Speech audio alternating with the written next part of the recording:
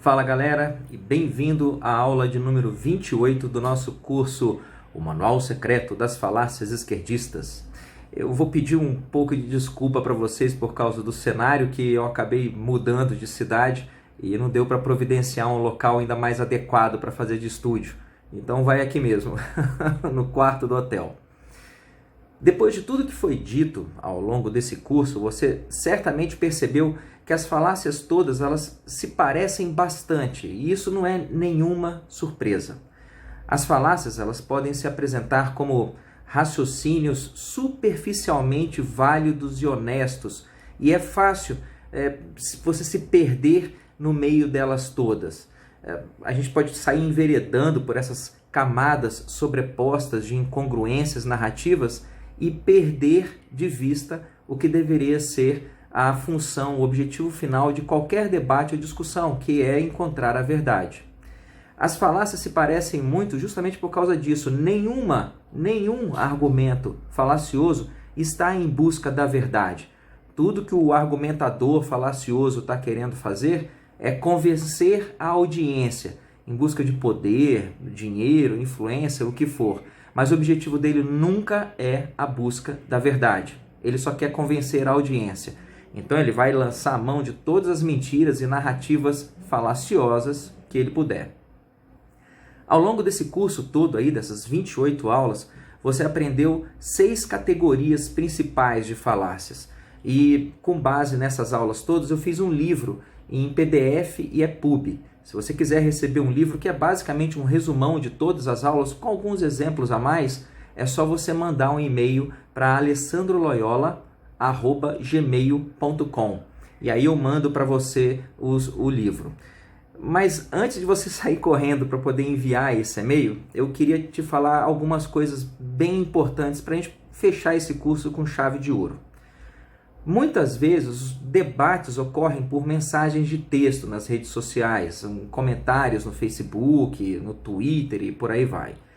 E é bem complicado a gente transmitir as nossas nuances de intenções no meio dessa comunicação, porque ela acaba tendo muito ruído ou não tendo ruído do tom de voz, do contato visual e por aí vai. Como que você pode fazer o outro perceber que você está sendo irônico ou intencionalmente exagerado para poder mostrar sua concordância ou discordância com o que o outro está falando? Então, para evitar a perda de tempo nesses debates dentro da internet aí, eu recomendo que você mostre sempre seu posicionamento com transparência. Sempre pergunte ao outro o que exatamente você quis dizer com isso. Faça isso antes de você enveredar pelo debate. De repente, o que pode estar acontecendo é só um problema de comunicação entre vocês dois. Se o problema não for esse, se o problema não é uma diferença conceitual de alguns termos, e se o outro se recusa a estabelecer termos bem claros com você, o mais provável é que ele esteja argumentando com você utilizando recursos falaciosos. Sempre que você perceber isso, a primeira medida é você compreender que esse argumento falacioso ele é composto de premissas. Premissas são termos que expressam motivos ou evidências.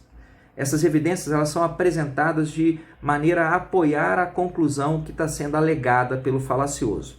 Então vamos lá, você deparou com um argumento, você começou um debate na internet e você chegou à conclusão que não há uma diferença de conceitos, não há uma diferença de ideias, o que o outro está fazendo com você é utilizar argumentos falaciosos. Percebeu isso? Vai devagar com a sua emoção, deixa a emoção um pouquinho de lado, põe a razão na mesa e segue 3 passos bem simples. O primeiro passo é você analisar a qualidade das premissas que o outro apresentou. Essas premissas deles, elas são relevantes ou baseadas em evidências? Há algumas afirmações que utilizam todos, nenhum, todo mundo, ninguém, sempre, nunca. Essas premissas elas podem parecer apropriadas algumas vezes, mas elas necessitam de um volume de provas muito maior que afirmações utilizando termos como alguns, uma parte, poucos, algumas vezes, em geral. Eu recomendo inclusive que você redobre seu cuidado quando você for elaborar seus argumentos para você poder evitar esse tipo de ferramenta, esse tipo de recurso, um estudo ou segundo uma pesquisa ou coisas assim. Esse tipo de premissa que utiliza esse recurso aí, lembra, ela está baseada em falácias que a gente estudou durante o curso. Ou o falacioso apresenta a evidência dele de forma pontual, ou você apresenta sua evidência, seu argumento, baseado em fatos que podem ser referidos com especificidade, ou o falacioso ou você vão estar utilizando recursos de narrativa que não correspondem a uma busca pela verdade. Detecta isso no outro, mas toma cuidado para você mesmo não utilizar esse tipo de premissa, porque senão você vai estar colocando um calcanhar de Aquiles no seu argumento. O passo número 2, vamos supor então que as premissas que o seu argumentador falacioso apresentou, elas têm alguma qualidade. As premissas dele são razoavelmente bem fundamentadas. A segunda pergunta que você tem que fazer é: essas premissas que ele apresentou, elas estão correta e diretamente relacionadas ao tema e à conclusão do assunto que está sendo debatido? Lembra da falácia do espantalho, da falácia da regressão infinita, né? Existem falácias aí que o cara vai apresentar uma evidência que no final das contas, ela é só apesar da evidência ser uma premissa boa, ela é só um desvio do assunto principal que está sendo debatido. Fica bem atento com isso. O passo número 3 é o seguinte: o passo número 1, você viu se a premissa é válida. Passo número 2, você avaliou a qualidade da premissa. Passo número 3, se essas premissas têm qualidade e estão bem colocadas no contexto, será que elas por acaso podem ser classificadas então como algum tipo bem específico de falácia? No primeiro e no segundo passo que eu descrevi, tudo que você precisa dizer ao outro é o seguinte: as premissas que você está apresentando, elas não são relevantes e não se baseiam em fatos ou na realidade. E elas não estão diretamente relacionadas ao assunto que a gente está conversando. Então elas não passam de achismos da sua parte. Que tal você melhorar o seu raciocínio e fundamentar de verdade aí seu ponto de vista dentro desse tema que a gente está conversando? Eu tenho certeza que você é capaz disso. Use esse tipo de denúncia para você mostrar para o outro que você entende o que ele está fazendo com você, o que ele está fazendo com o debate e que você não vai cair nessa armadilha.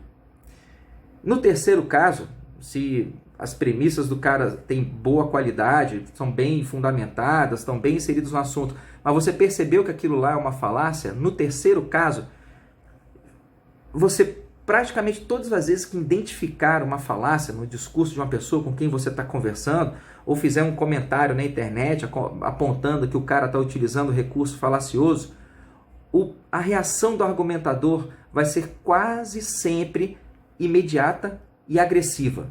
Ele vai fugir do constrangimento de ter sido diagnosticado, de ter sido percebido, desmascarado, e vai acusar você de ser fascista, machista, opressor, preconceituoso, burro ou intolerante. As falácias, elas são mecanismos de defesa do ego. Então, quando a pessoa é confrontada com a possibilidade de ter as convicções delas desmascaradas de maneira inegociável, inegável, o sujeito sai plantando armadilhas, vícios e desvios na argumentação dele para que ele não passe essa vergonha. Você vai acabar denunciando ele e ele vai ficar com raiva de você.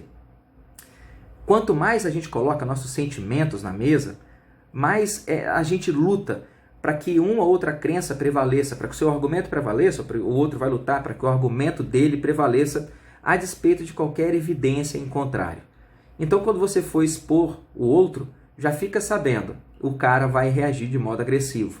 Nunca perca a calma.